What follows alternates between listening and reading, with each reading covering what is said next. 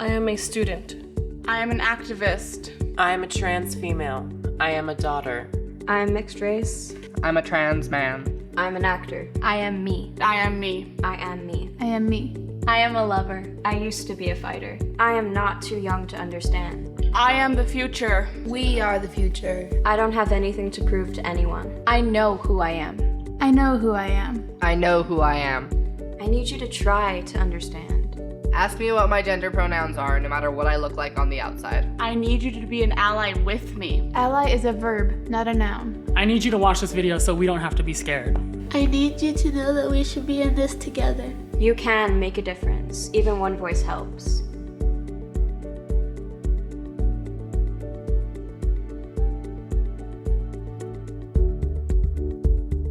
This video was created to help you be a better ally to lesbian, gay, bisexual, transgender, and queer youth. First, we're going to help you learn and understand the differences between the three basic concepts of gender identity, gender expression, and sexual orientation. Through stories from young people and adult advocates, you'll learn more about the challenges that LGBTQ youth face. Finally, we'll provide you with a checklist that will guide you through important ways that you can participate in acts of allyship for LGBTQ youth. Let's begin with a little bit about the challenges that lesbian, gay, bisexual, transgender, and queer, or LGBTQ, youth face. Many LGBTQ youth are happy and thrive during their adolescent years. Going to a school that creates a safe and supportive learning environment for all students and having caring and accepting parents are especially important. This helps all youth succeed in school and maintain good physical and mental health. However, some LGBTQ youth are more likely than their heterosexual peers to experience difficulties in their lives and school environments, such as violence. Most LGBTQ students experience some form of discrimination at school. Did you know that in New Mexico, over half of our LGBTQ students are feeling unsafe at school? And because of that, each month, 15% of our lesbian, gay, and bisexual students are missing school? We also know that in New Mexico, our lesbian, gay, and bisexual students are bullied twice as much. When we look at the juvenile justice system, we see that LGBTQ youth are represented at a rate close to 3 times higher than their percentage in the general population. And a staggering 40% of girls in juvenile detention identify as LGBTQ. Across the nation, suicide is the second leading cause of death among young people ages 10 to 24. On top of that, lesbian, gay, and bisexual youth are 4 times more likely to attempt suicide. Nearly half of young transgender people have seriously thought about taking their lives, and a quarter report having made a suicide attempt. Here in New Mexico, 8% of straight youth have attempted suicide, but 32% of lesbian, gay, and bisexual youth have attempted. This means 1 in 3 of our lesbian, gay, and bisexual youth in New Mexico have attempted suicide. In the US, up to 1.6 million youth experience homelessness each year. The statistics for LGBTQ youth are even more shocking, as this group represents up to 40% of all young people experiencing homelessness. Considering that LGBTQ youth represent an estimated 7% of the total youth population, these numbers are disproportionately high. I mean, the most recent challenge I really faced was when I was actually in the system, locked up in the system, and they accused me of writing a note to somebody, like a girl, because of course I had to be in the girls' unit.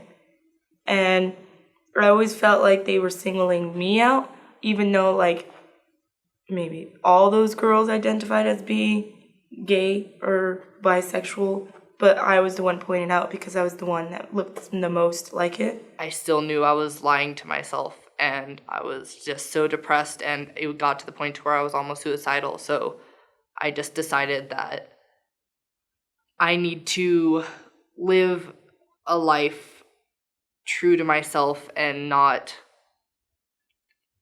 be living a lie anymore. I need to stop living to where I wanted to die, because that's not a life worth living.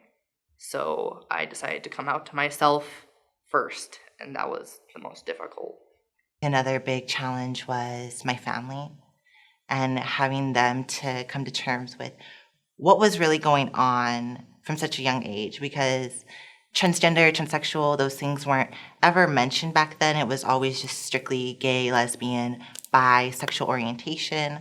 So when I presented them the material from my professional healthcare providers, they were still very skeptical in my role and my decision. They thought, oh, well, you're too young to know what you want or who you are. But it was just all these puzzle pieces that were just scattered throughout my life that we just had to pick up one by one and piece it all together. Being a young person comes with immense challenges, from bullying and school to finding themselves and becoming confident with their place in the world. Our youth come to us with not just one identity, but layers or intersections of identity. Some of these identities, like gender and sexual orientation, come with additional challenges caused by societal discrimination, harassment, and bias. This increases the risk for these youth to a critical level. Therefore, we all have a tremendous responsibility to support our young people to be authentic to their true identity. We're at an important crossroads where our every action can help or hurt a young person as they create connections and identify the supports in their lives.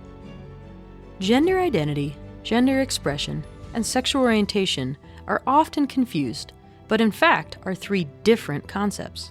Let's learn more about what they mean. Gender identity refers to a person's deeply felt identification as male, female, or some other gender.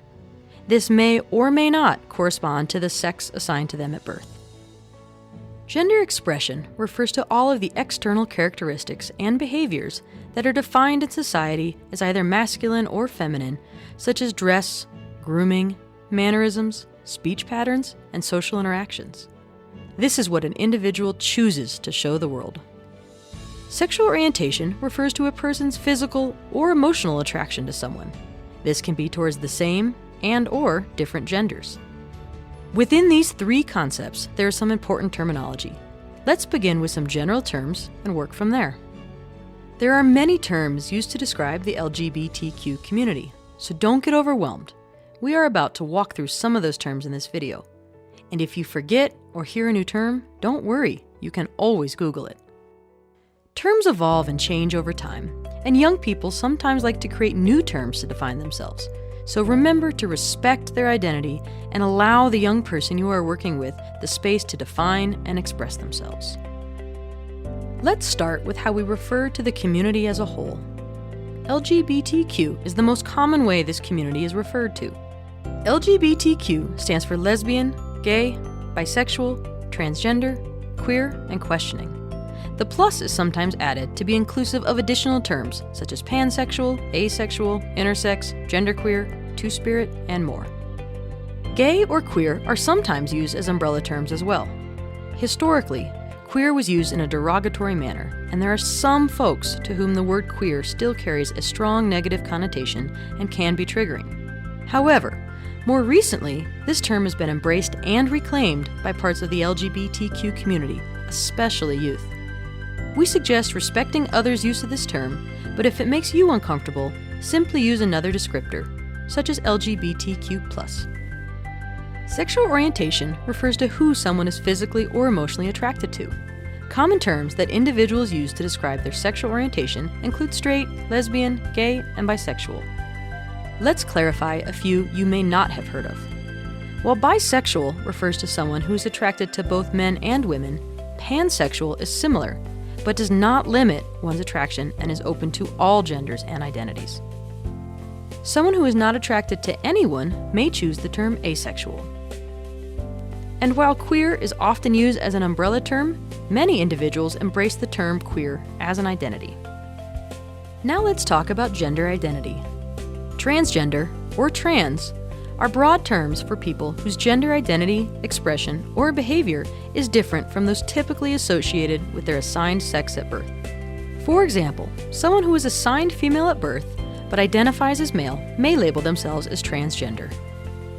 It's important to note that transgender is correctly used as an adjective, not a noun. Thus, transgender people is appropriate, but transgendered or transgenders is viewed as disrespectful. So you would not say, John is transgendered. Instead, say John is transgender. Of course, this is only if it's appropriate to disclose John's identity. Although the term transsexual is still sometimes used today, typically transgender is more accepted. By using transgender instead, you are recognizing that it is not necessary for any surgical or medical procedures to take place for one to be respected as their true felt gender identity. Cisgender, or non-transgender, is a relatively new term that is used to describe someone whose gender identity matches the sex that they were assigned at birth. For example, someone who is assigned female at birth and identifies as female is cisgender. If you're wondering where this term comes from, the prefix cis is Latin, meaning on this side of, whereas trans means on the other side of. This term is important because before its introduction, the problematic word normal was used when referencing non-transgender people. Cisgender is now a complementary term to transgender. In our society, many people identify as male or female, but more and more young people do not want to have to conform or express themselves in just one way. The terms genderqueer, gender neutral, gender nonconforming, and gender expansive are all terms used to describe people whose gender characteristics, behaviors, and/or expression do not conform to traditional, cultural, or societal expectations. This means that they reject gender as just strictly male or strictly female. Some individuals express themselves in a merged version of socially defined masculine and feminine characteristics or neutral characteristics. They may or may not also identify as transgender. One of the most powerful things that you can do as an ally is to ask people what their gender pronouns are. This gives them the power to self-identify and takes the guesswork and assumptions off of us. Gender pronouns commonly used are she, her, hers, he, him, his, or the neutral they, them, theirs. Now that you are aware of some of the terminology, it's important to take note of a few terms that are inappropriate to use. As mentioned before, terminology and language change as new terms or more appropriate terms are developed. Avoid describing being LGBTQ as a lifestyle. This is offensive. While using the term homosexual isn't necessarily wrong, it's not ideal. It can be distancing. There are numerous other terms that feel more welcoming and will help build better relationships and rapport. Given that LGBTQ youth are targeted at higher rates than other youth, it is critical to intervene when you hear derogatory terms such as fag, faggot, dyke, homo, tranny, maricon, and joto. It's important to note that some people do use these terms to describe themselves. However, you should avoid using those terms unless you're referring to your own identity. Our young people have many different identities that intersect beyond gender and sexual orientation. These multiple and layered identities make each individual who they are. Some layers or intersections of identity, such as race, ethnicity, skin color, socioeconomic background, cultural upbringing, family trauma, health or behavioral health diagnosis, disability, or immigration status, may contribute to the risks that youth face. These unique combinations of intersections characterize each youth and may impact each young person differently. So the intersection of identity is really who we are. It makes up our whole selves. It allows us to be our whole authentic selves. And that's really the place of being an ally, respecting young people, and allowing and creating space for a young person to be their whole authentic self. And when we're honoring the intersection of identity, we're honoring every single aspect of a young person. So they get to show up as whole. They don't have to leave something at the door. They get to show up and they don't have to hide a part of who they are. They get to show up and say, this is who I am, this is my name, these are my pronouns, and I want to be respected. I think intersectionality has become sort of a buzzword in activism, but it really is important because when people have intersecting oppressed identities, then their outcomes and the disparities, the discrimination and violence that they're at risk for experiencing become very heightened. So for me as a white transgender man who speaks English and has a college degree, I am really in very little danger of encountering any type of street violence. I am not someone who another person would pull their car over to the side of the road to kill because I'm not even visibly trans. But when someone is a transgender woman in a culture like ours that already oppresses women, cisgender women, and also is transgender and is also a person of color, and then you add on anything else like being HIV positive, being a sex worker, being a person who injects substances, that person is at so much more risk for every type of violence, from street level violence to institutional violence, than I am. So intersections really start to count when you look at the outcomes and the violence that people experience. You know, so it's like I said, like simple things like going to the MVD, and you imagine going into trying to get like your license, and they're like, "Oh, who is this for?" And it's like, it's for me. You know what I mean? Because it says male on my stuff, but obviously I'm not a male. I don't look like a male at all. You know, and so it's really like, that's like really challenging. Being queer is hard. You know, I go outside every day trying to be myself, and there are always people who don't like that and who make that very clear to me. You know, I've been hurt physically by people, I've been picked on a lot, and I've been just isolated, and I think isolation is the worst. Well, when she first came out, I may be known of 2 transgenders within our community, other than my daughter. She is the first one to come out within the high school setting. And I think people were very mixed. There were some that were accepting and others that were not so accepting. And they tried throwing it as, this is not our beliefs, this is not our cultural, this is the white man's world. But in reality, before colonization came along, it was known as Two-Spirits, and it was part of our culture, and they were not excluded. They were welcomed into our culture because they played both traditional roles as the men and women in our culture. Before I started identifying as female, I worked with this program with the Acoma Pueblo because I am Laguna and Acoma.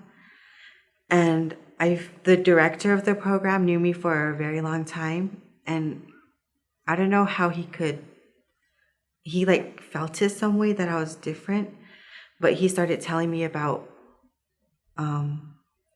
transgender people in Acoma culture and that they were seen as holy people.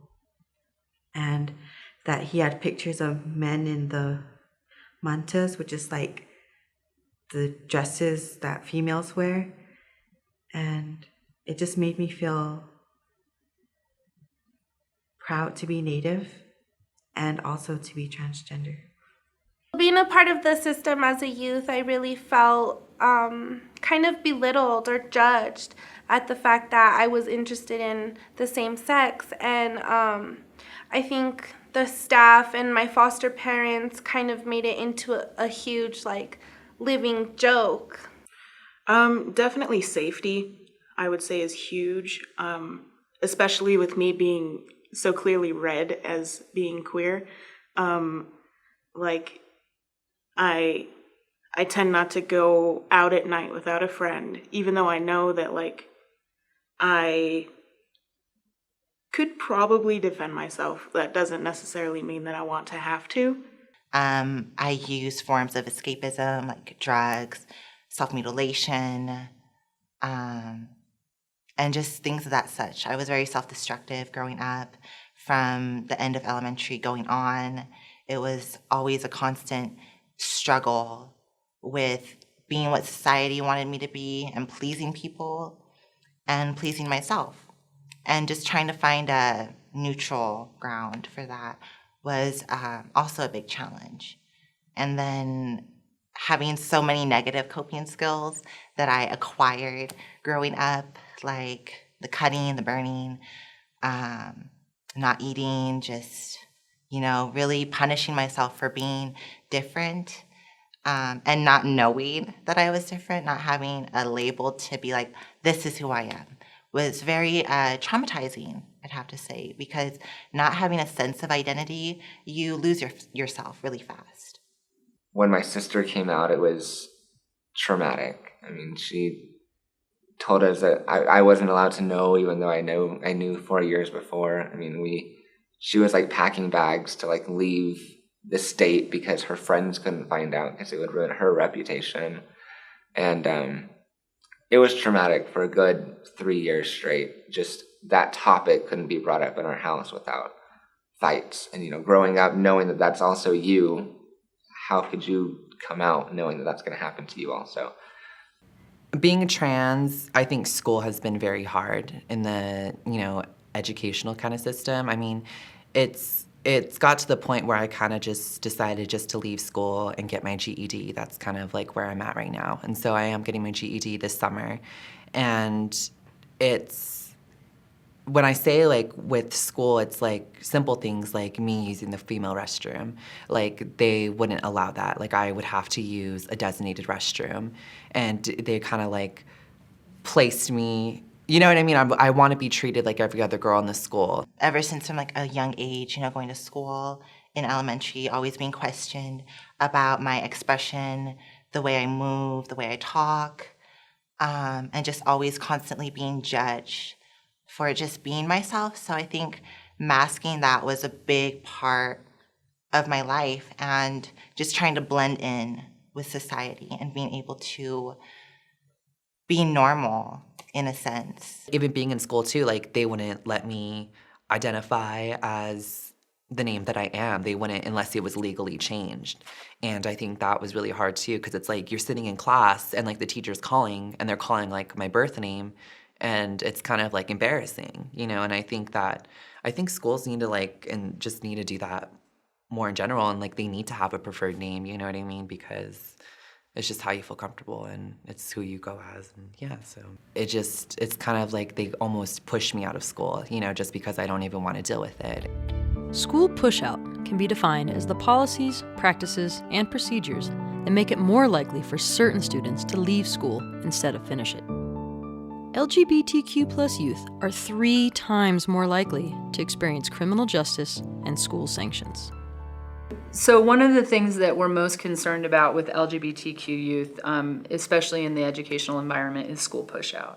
And we define school pushout as any number of factors that could cause a student to choose not to be in school, or to not be able to be in school. And so that's also inclusive of any kind of juvenile justice type, systems that may be present on campus. The students most likely to drop out or be kicked out of school are the most marginalized students in our schools, whether that be because of race, class, disability, gender identity, sexual orientation. The most likely to be kicked out of school. We know that students who do not feel supported at school just don't show up and are far more likely to end up in the system or end up in what we call survival economies, meaning sex work, drug trade, theft,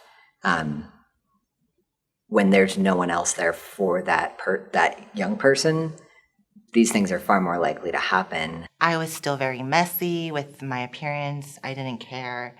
It was just transition and survive. That was all I knew. I was still in that dark part of my life where I was still using hard substances and mutilating and dabbling in things that were very unhealthy. When my social worker noticed my instabilities, she confronted me directly in a very nurturing way.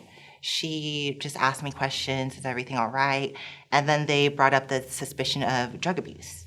And like, you're so skinny, you're not coming to school, what's going on? And at this point, I was heavily induced on meth. And I was just always using in my house. I never wanted to leave.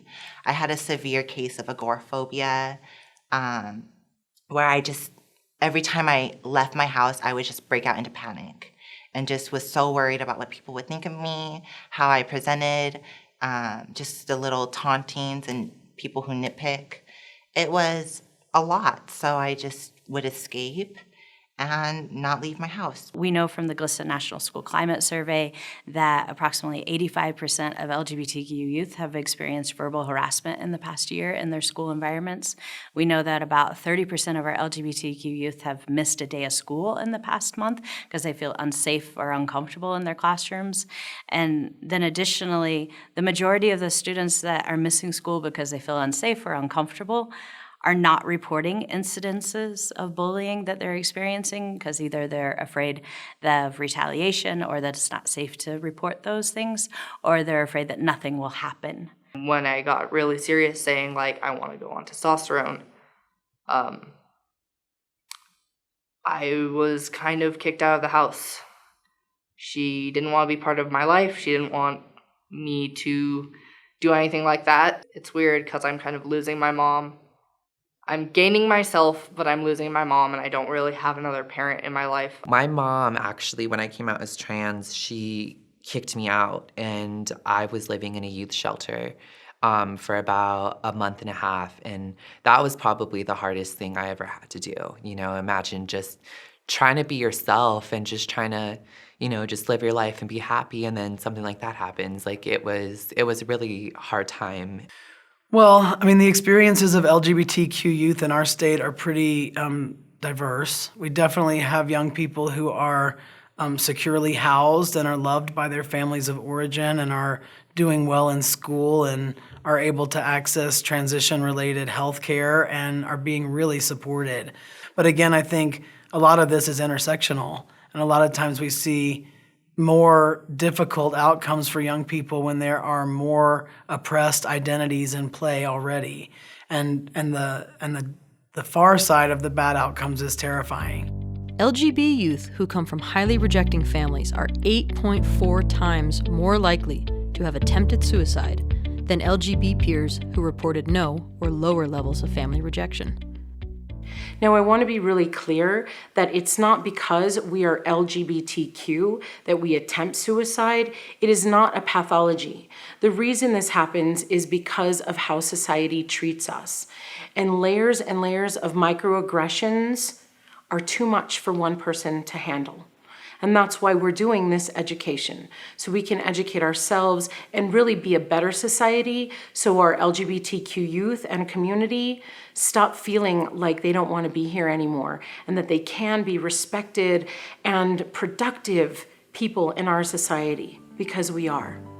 Microaggressions can be defined as the everyday slights, snubs, or insults, whether intentional or unintentional, that communicate hostile, derogatory, or negative messages to people in marginalized groups.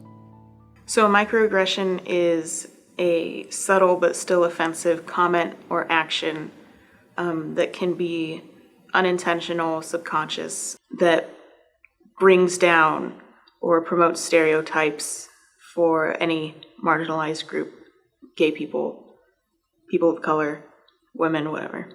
Well, I think the first thing about microaggressions is that they are typically defined by the person who is experiencing it. So I think it's really important that, you know, the definition isn't something that's hard and fast, because it could look like something different to me than it does to another person. If someone comes up to me and calls me some names, some derogatory words having to do with my sexual orientation, it's pretty safe to assume that their intention is to hurt me.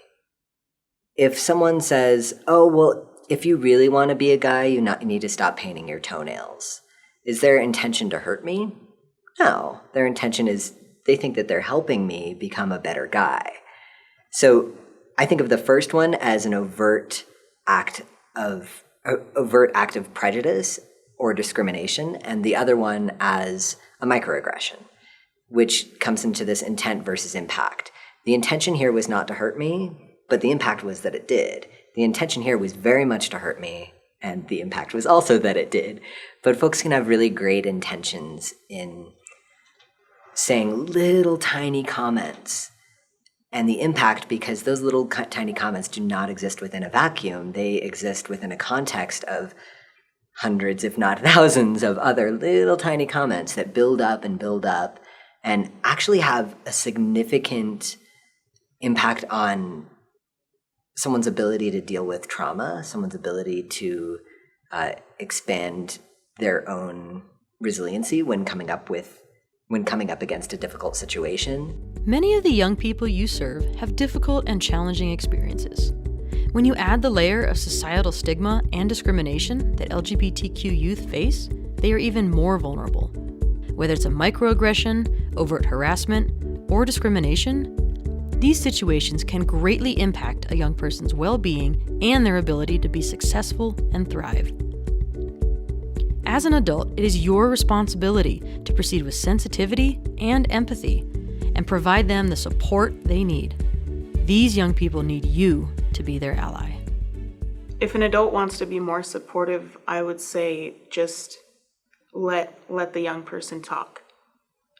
If they have questions, answer them. And if you have questions, maybe think about Googling it. Just open your ears. Like, seriously, just sit there. Don't even, and it sounds blunt, but don't even talk. Like, listen to what they have to say.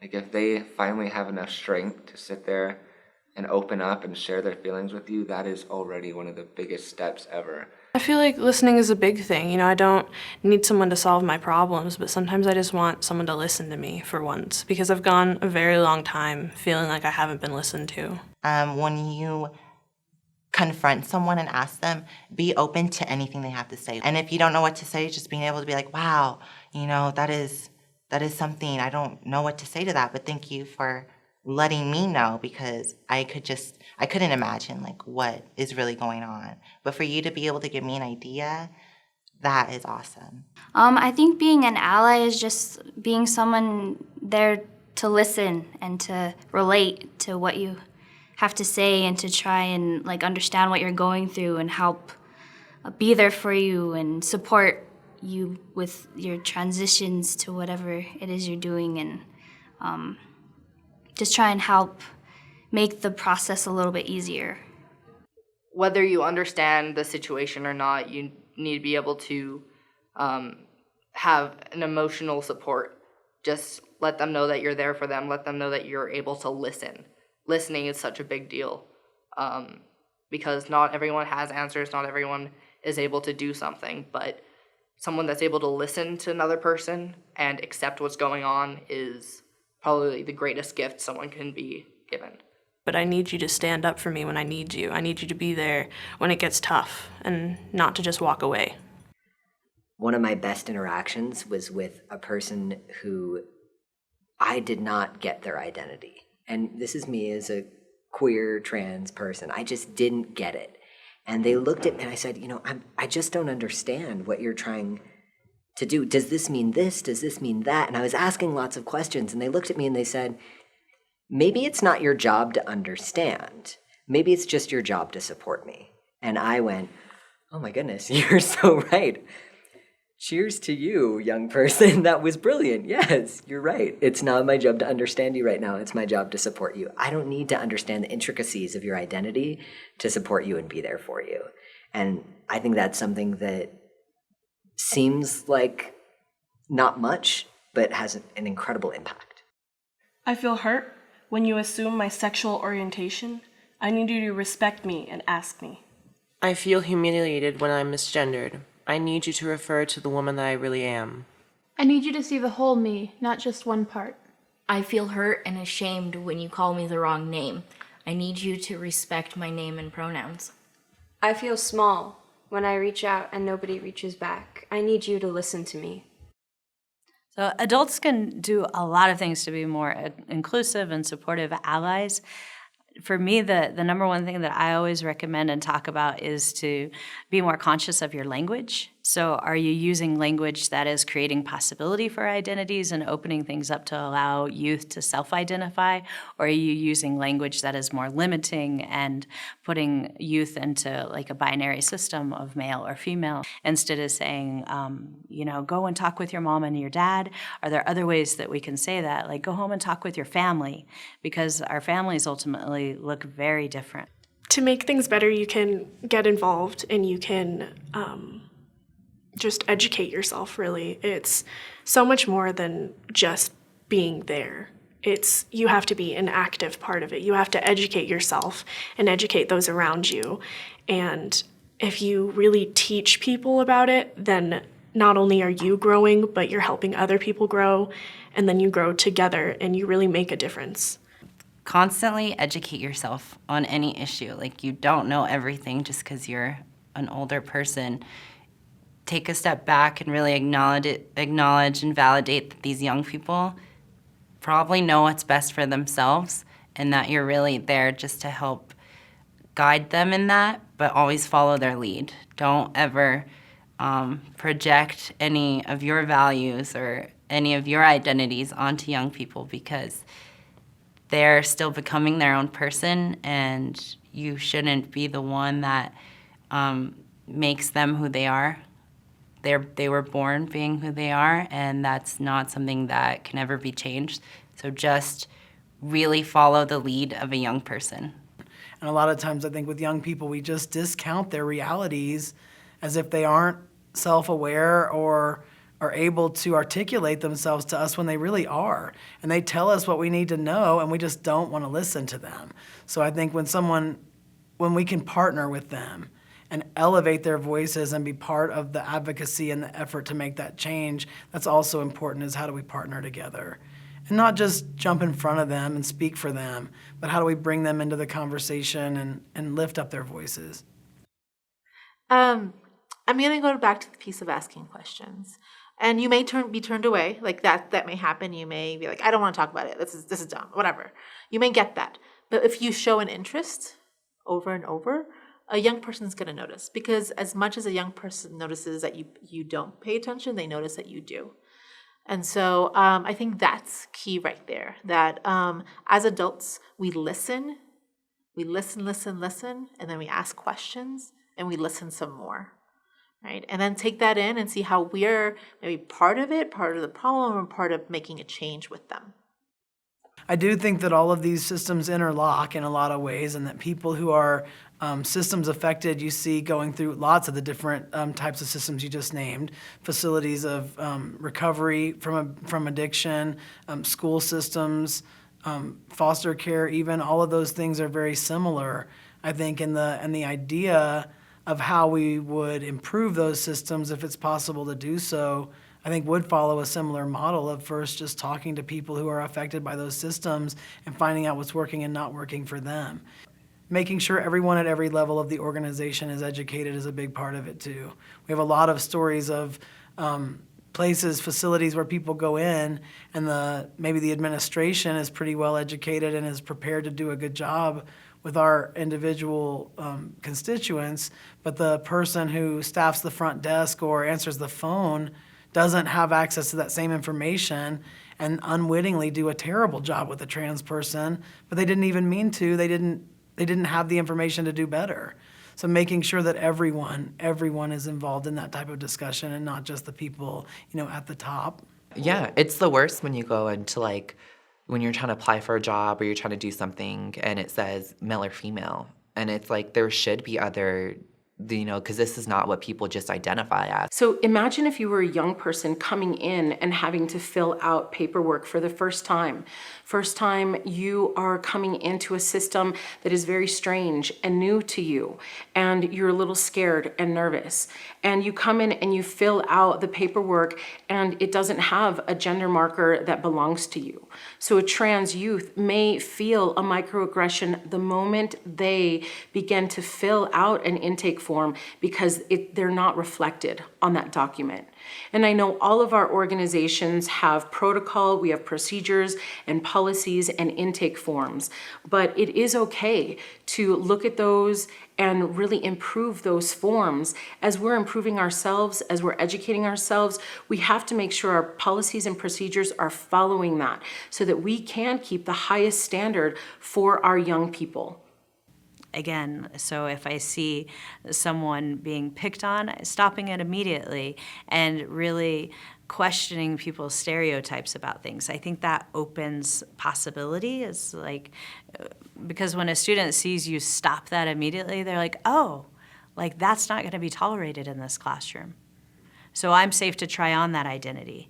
I'm safe to talk in the way that feels comfortable to me or that feels natural to me, because someone picking on me for that is not going to be tolerated here. I think a big part of being an ally is not only trying to sympathize, but empathize. And sympathy is just saying, wow, I see you're struggling and that sucks. But empathy is more, I see you're struggling, let me help. I see you're struggling, how does that feel? And being an ally is all about empathy. If you can understand where someone's coming from, that's what makes you want to be an ally.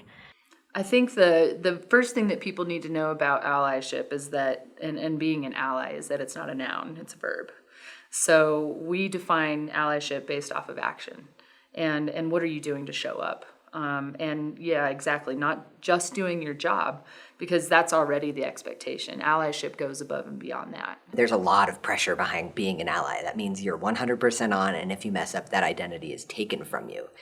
Engaging in acts of allyship means that pressure is a little, and it leaves room to make mistakes and learn from them and not make those mistakes again.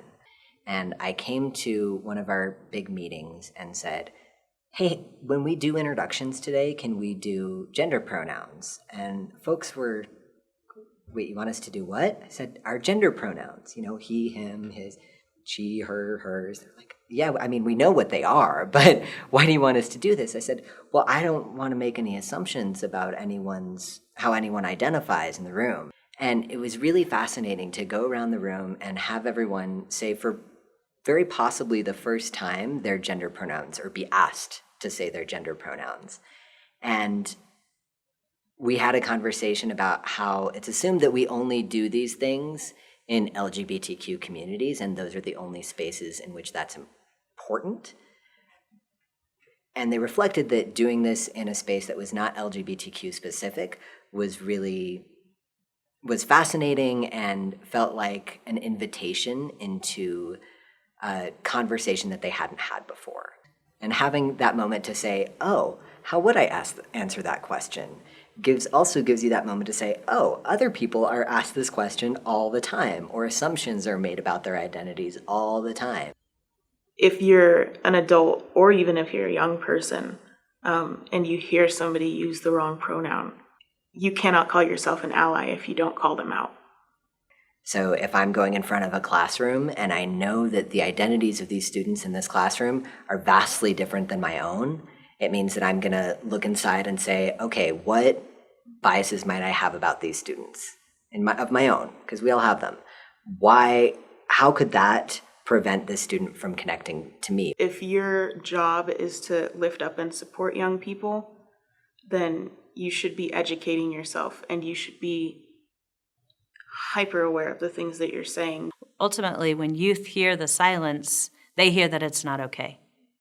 That's what they're learning and they're taking away. So then at the organization level, we need to have the conversation started and continued. We really need to take a step back and allow that young person to be their full, authentic self while we figure it out. Youth have a voice. The young people will continue to have a voice, and they're here, they're not going anywhere. We want them to stay. That it's important to ask questions, but not tokenize. To build relationship with our young people.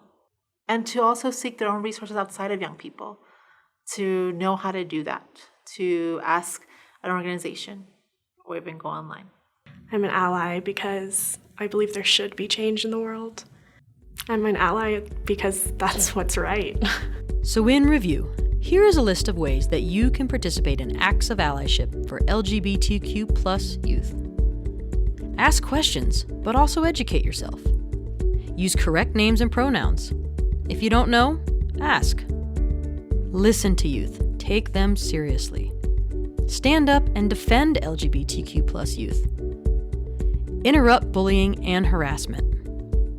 Stop all derogatory comments. Use non-assumptive, neutral language. Display LGBTQ+ material and resources. And remember, ally is a verb, not a noun. I feel protected when you call me by the right name and pronouns. I feel helpful for the future when you ask questions. I feel empowered when you raise me up. I feel supported when you stand up for me when I'm not there. I feel safe when you defend queer and trans youth. To learn more about supporting LGBTQ+ youth, please visit our website at nmcoe.org and click on the COE Videos tab. There, you can view this video as well as our follow-up video, Allyship in Action, on how to make your organization more inclusive, welcoming, and affirming for LGBTQ+ youth. You will also find free resource guides that provide even more in-depth info. I Am Me, Understanding the Intersections of Gender, Sexuality, and Identity is proud to be the silver medalist for SAMHSA's 2016 Excellence in Community Communications and Outreach Award in the category of Professionals.